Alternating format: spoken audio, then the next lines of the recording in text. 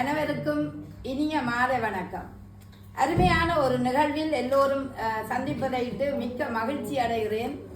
வள்ளுவர் சிலை டோட்மண்ட் நகரில் மிக பிரமாண்டமான முறையில் கடந்த வருடம் அது திறந்து வைக்கப்பட்டது. இன்று ஓராண்டு பூர்த்தியை கொண்டாடுற இதே நேரத்தில் உண்மையிலேயே இந்த நிகழ்வை ஏற்பாடு செய்த அனைவருக்கும் உண்மையிலேயே வாழ்த்துக்களை வழங்கி கொண்டு திருக்குறள் வான்புகள் வள்ளுவன் தந்த தேன் தமிழ் விருந்து திருக்குறள் என்று சொல்லலாம். அந்த அவ்வளவு ஒரு தேன் போல மருந்தாக இருக்கக்கூடியதுதான் இந்த திருக்குறள். இது ஏன் ஒரு கவிச்சுவை இதில் இருக்கிற என்று பார்த்தால் ஒரு குறள் வெண்பாவால் ஆக்கப்பட்டதுதான் திருக்குறள். ஈரடி குறளாக இருக்கின்றது. அங்கு குறள் வெண்பாவென்றால் மா இருக்கும், 2 அடி இருக்கும், புளிமாவும் தேமாவும் இடையிடையே காயும் சேர்ந்து கொள்ளக்கூடியதுதான் இந்த குறள் வெண்பா. ஆகவே அந்த குறள் வெண்பா என்று பார்க்கல ஈரடி வெண்பாவாக எப்போதும் போற்றப்படுகிறது திருக்குறள் தான். அப்ப இந்த திருக்குறளின் ஒரு சின்ன ஆய்வை நான் தர இருக்கின்றேன்.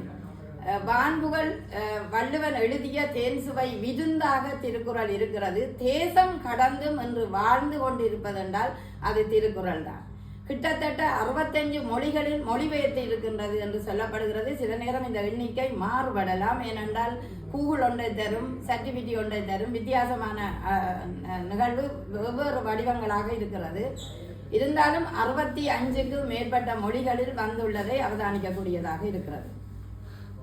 இப்பொழுது பார்க்கிறோம், காலத்தையும் எல்லையையும் தாண்டி நிற்கிறது என்றால் அதன் கருத்துக்களம் மட்டுமல்ல, அதில் இருக்கும் கவிதை சுவை, கவிதை நயமே காரணமாகிறது என்று நான் சொல்லுகின்றேன். எப்படி என்றால், திருவள்ளுவர் நெறிகளையும் தத்துவங்களையும் வெறும் உபதேசங்களாக சொல்லாமல் காட்சி உணர்வு, இசை உணர்வு நிறைந்த கவிதை மொழியிலே சிப்பி எப்படி ஒரு சிலையை வடிப்பாரோ அப்படி வழங்கி இருப்பதை பார்க்கும்போது உண்மையிலேயே மகிழ்ச்சியாக இருக்கிறது. அது உண்மையான ஒரு நிறைவான குரலாகவும் இருக்கின்றது. அந்த ஓசை நயம் எங்களுக்கு அதை படிக்கும் போது கிடைக்கின்றது.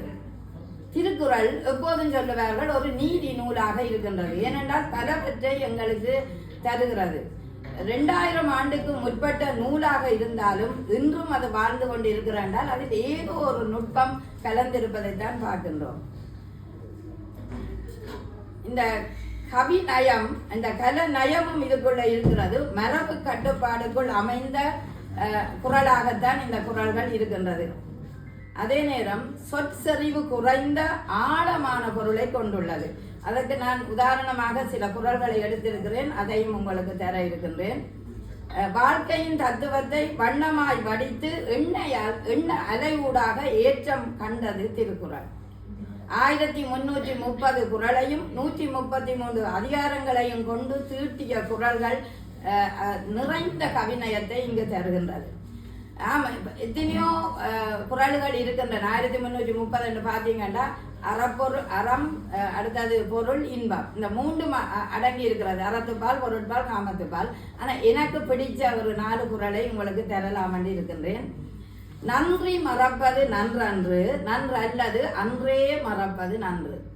இந்த குறளை எடுத்தீங்கள் என்றால் ஒரு அழகான குறள். செய் நன்றி அறிதல்ல இருக்கிறது. நாங்கள் எப்போதுமே ஒருவர் செய்த உதவியை மறக்க கூடாது.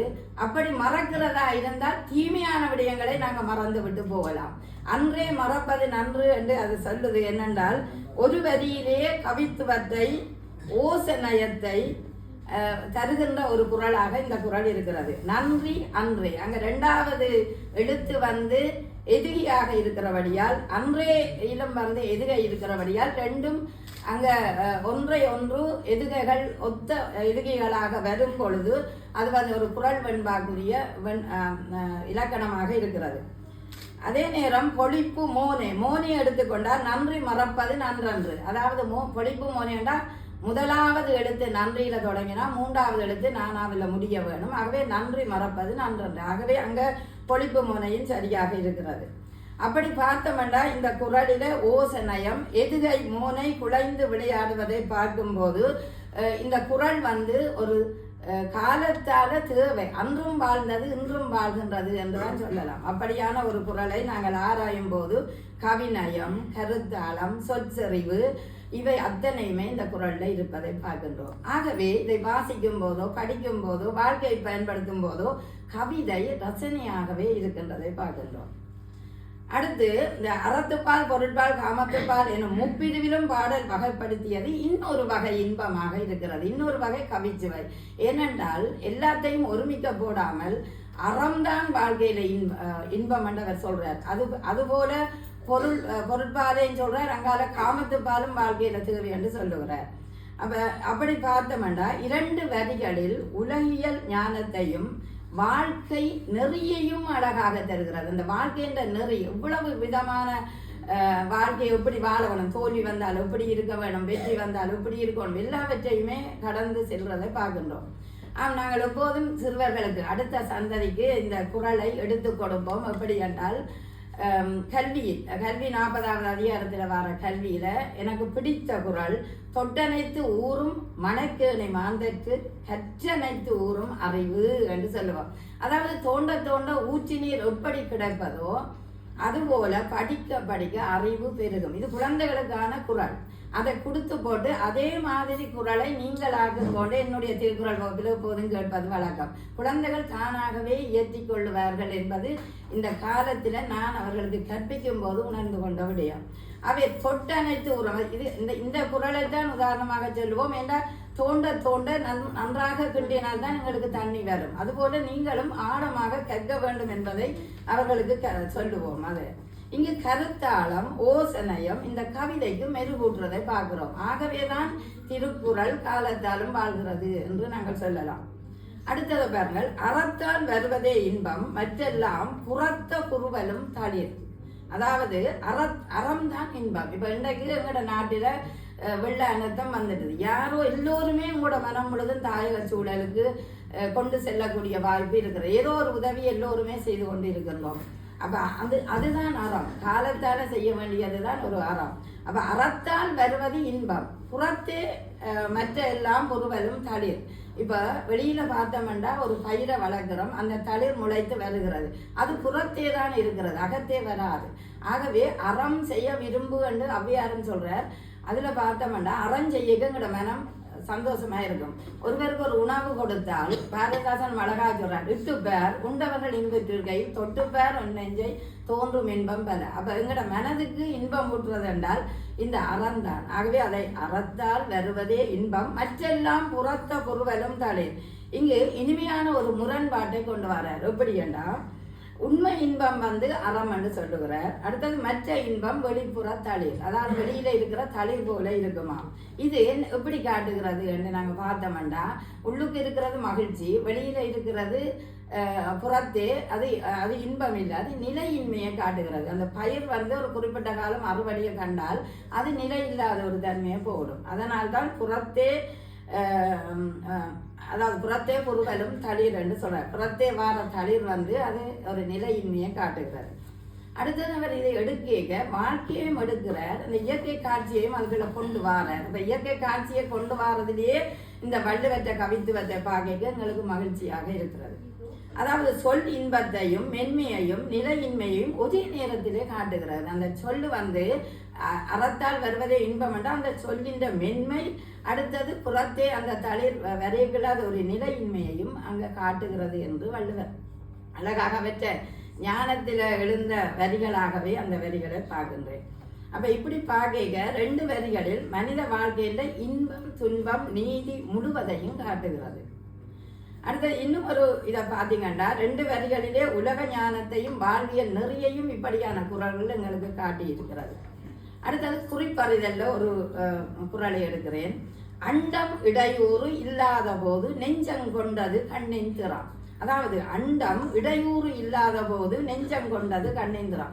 உடனே நீங்க இந்த குறளை பார்த்த உடனே அண்டத்துல இடையூறு இல்லாவிட்டால் நெஞ்சம் கொண்டதே கண்ணின் திறம் என்று சொல்றோம். அதாவது வானத்துல முகிலானது மறைக்கப்படாவிட்டால் சூரிய ஒளி நேராகவே எங்களுக்கு தெரியும். ஆனால் வானத்தில் ஏதோ இடையூறு இருந்தால் எங்களுக்கு அந்த ஒளி நேரடியாக பூமிக்கு வர முடியாது, அல்லது எங்களோட கண் பார்வைக்கு தெரியாது. அப்படி என்றுதான் எடுத்த உடனே இந்த குறளை நினைப்போம். ஆனால் இந்த குறளின் உண்மையான கருத்தை பாருங்கள். ஒரு பெரிய ஒரு காட்சியை அவர் வாழ்க்கையின் தத்துவத்தை விவரமாக சொல்லுகிறார். எப்படி என்றால், அண்டம் இடையூறு, அண்டம் அண்டம் வானம், இடையூறு இல்லாத போது, ஒரு இடையூறும் அங்கே இல்லாத போது நெஞ்சம் கொண்டது, அந்த நெஞ்சம் அதில் எங்களுக்கு பதிக்குது, கண்ணின் திறம், கண்ணின் வீரத்தை என்று நாங்கள் சொல்றோம். அவர் அப்படி அல்ல, அவர் சொல்ற காட்சியை பாருங்க.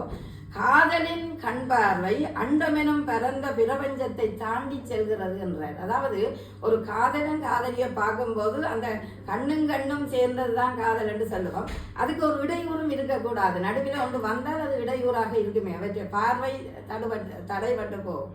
அப்ப இவர் அதை அழகாக இந்த மாதிரி ஒரு உருவகத்தை எடுக்கிறார் என்று பார்த்தால், இந்த கவிநயத்தை நான் வியந்து படித்திருக்கிறேன். அதை காதலின் கண்பார்வை அண்டமெனும் பிரபஞ்சத்தை தாண்டி செல்கிறது என்ற உருவகம் காதல் காட்சியின் பெருமையை காட்டுகிறது. அப்ப அவர் எப்படி உள்ளார்ந்த ஒரு அர்த்தத்தை தருகிறார். நாங்கள் நேரடியான அர்த்தத்தை பார்ப்போம், அவர் உள்ளார்ந்த அர்த்தத்தை தருகிறார்.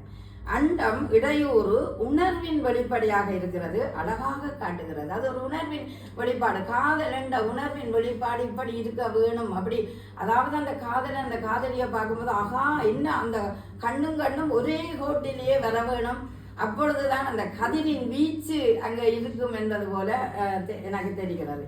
இங்கே பார்த்தீங்கன்னா இந்த குறள் எல்லோருக்குமே இப்போ பாடமாக இருக்கு. 2 தடவை நான் சொன்னோடனே குறள் பாடமாக வந்துவிடும். சொற்சுருக்கம், கருத்து சுவை, தெளிவு, உருவகம் இந்த அளவும் இருக்குது. இது எடுத்தவண்டா அசை சீர் தலை அத்தனையுமே உருவாக்கப்பட்ட ஒரு ஓசநயம், ஒரு கவிதை நயம் இங்கே இருக்கின்றது. அதை விட மனித உணர்வின் ஒவ்வொரு வரியிலும் கவித்துவம் நிரம்பி இருக்கிறது. அண்டம், அடுத்தது நாங்கள் சொல்றோம் கொண்டது, அங்கே அண்டம் கொண்டது ரெண்டும் எதுக ஒத்த ஓசையுடைய சொற்கள் மாதிரி எங்களுக்கு இருக்கிறது. அது அண்டம் அங்கே என்னென்ன 2 இதிலும் எதுக வருகிறது. அப்போ இப்படி பார்க்க அது அந்த சொற்சரிவு, கருத்து சுவை அத்தனையுமே அமைந்திருக்கின்றது. ஆதலால் திருக்குறள் காலத்தையும் எல்லையையும் தாண்டி நிலைத்திருப்பது அதன் கருத்துக்களை மட்டுமல்ல, அதில் இருக்கும் கவிதை சுவை என்றுதான் நான் சொல்லுகின்றேன். அடுத்தது இன்னொரு குறள், அறத்தோடு அல்லவை நீங்கி மரத்தோடு மானம் பகிர்தல் தலை. எல்லோருக்குமே இந்த குறள் தெரிஞ்சிருக்கும். அறத்தோடு அல்லவை நீங்கி, அறத்தோடு அதாவது பாருங்கள், அறம் செய்வது எப்போதுமே சிறப்பானது என்பதை எல்லா இடங்களிலுமே வள்ளுவர் காட்டியிருக்கின்றார். மரத்தோடு மானம் பகிர்தல் தலை, அதாவது இந்த பொருளை நாங்கள் எடுத்தோம்டா அறத்தோடு, அதாவது உண்மையான தர்மத்தை நாங்கள் செய்வது போல, அல்லவை நீக்கி, அல்லவை என்ற அதாவது தர்மம் செய்யாத எல்லாத்தையும் நீங்கள் நீக்கி விடுங்கோ, அதாவது இல்லாதவையே நீக்கி விடுங்கோ. மரத்தோடு, மரம் வேண்டா இங்கே நாங்கள் மானம் அல்லது வீரத்தை சொல்லுவோம், அதாவது ஒரு தன்னம்பிக்கை வீரத்தை சொல்லுவோம். மானம் பகுதியில பெருமையாக கொண்டது. அப்ப நாங்கள் அறத்தோடு செய்தால் அது உங்களுக்கு ஏதோ ஒரு வகையில் புகழை தேடித்தரும். அது நாங்கள் சொல்வது அல்ல. இப்ப எனக்கு இதுக்குள்ள பார்த்த உடனே மண்ணாசிரியர் தான் நினைப்பேன், அவர் அறமாகவே செய்கின்றார். அது என்று ஒரு இடத்துல அவற்றை இதை பேசிக்கொள்வோம். அது மாதிரி தான் எல்லாம். இப்ப இன்றைக்கு திருவள்ளுவர் சிலையை திறப்பதற்கு முன்காரணமாக சபேசன் இருந்தார். இன்றைக்கு நாங்கள் அவருடைய பெருமையை பேசிக்கொண்டிருக்கிறோம். என்றால் டோட்மண்ட் நகரில் அப்படி ஒரு திருவள்ளுவர் சிலையை திறக்க வேணும் என்ற ஒரு எண்ண பதிவு கலாநிதிக்கும் சபேசனுக்கும் ஏற்பட்டிருக்கின்றால் அது ஒரு அறத்தின்பால் அந்த விளைவென்று தான் நான் பார்க்கிறேன். இந்த குறளை எடுத்தவண்டா அறத்துடன் நடந்து அறம் அல்லாதவற்றை விலக்கி மானத்துடன் ஏற்றவாறு வாழ்தலே உயர்ந்த வாழ்க்கை. பார்த்தீங்களா, இதுதான் உயர்ந்த வாழ்க்கை. என் அறத்தையும் மானத்தையும் இணைத்து வாழ்வதே மனிதனுக்கு மிகச்சிறந்த நெறி. அறத்திற்கு விரோதமாக நாங்கள் எதுவும் செய்த வேண்டாம், விரோதமானவற்றை நீக்கி நீங்கள் வாழுங்கோ என்றுதான் நான் சொல்லுகிறேன். இதை எடுத்த வேண்டாம் இந்த கவிச்சுவையோட நிறைவு கொண்டு வரேன். அறத்தோடு நட, இந்த குறளை பார்த்தீங்கன்னா அறத்தோடு நட, அவ்வளோ கவிதை. அறத்தோடு நட, அல்லவை நீக்கு, அதுவும் ஒரு கவிதை வரி. மானத்தோடு உயர்வாக இது, அவ்வளவுதான். இந்த 3 நெறிகளும் ஒரு கவித்துளி போல செறிந்துள்ளதை நான் இந்த குறள்ல பார்க்கிறேன். அறத்தோடு வாழ், அல்லவை நீக்கு, மானத்துக்கு உரியவனாக இது. இது ஒரு தலைப்பா எடுத்து ஒரு கட்டுரை எழுதலாமோ என்று நான் எனக்குள்ள யோசிச்சேன். அதை செய்து கொண்டு போய்க்க. இந்த 3 நெறிகளும் ஒரு கவித்துளி போல செறிந்துள்ளது. இனிமையான சொல் நடை சுருக்கமாக மாபெரும் கருத்தை தருகிறது. உருவகம் காட்சி படிமம். இந்த வள்ளுவர் எப்படி அறத்தை மனிதன் வாழ்க்கையில தேவை என்பதை ஒரு உருவகப்படுத்துகிறார். அடுத்தது ஒலியமைப்பு சந்தம், அதை வாசிக்கும் போது அறத்தோடு, அடுத்தது மரத்தோடு மானங்காத்தல் ரெண்டு வருது. அறம் மரம் அதெல்லாம் ஒத்த ஓசையுடைய சொற்கள். அதனால் கவிதைக்கு நாங்கள் பயன்படுத்துவோம். அடுத்தது தத்துவமும் கவிதையும் இணைந்த ஒரே நிறைவு. இப்படி பார்த்தோம்னா ஒவ்வொரு குறளையும் ஆய்வு செய்தோம்னா அந்த குறளின் செறிவு பொருட்செறிவாக இருந்தாலும் கருத்து செறிவாக இருந்தாலும் அதுக்குள் இருக்கிற கவிநயம் தான் எங்களை இன்றைக்குமே அந்த குறளை பாட வேண்டும், அந்த குறளை இன்னும் அடுத்த சந்தைக்கு கொடுத்து வளமான ஒரு எதிர்காலத்தை உருவாக்க வேண்டும் என்று. இதுதான் என்னுடைய இந்த கருத்து. இதுவரை கேட்ட எல்லோருக்கும் நன்றியும் அதே நேரம் வாய்ப்பளித்த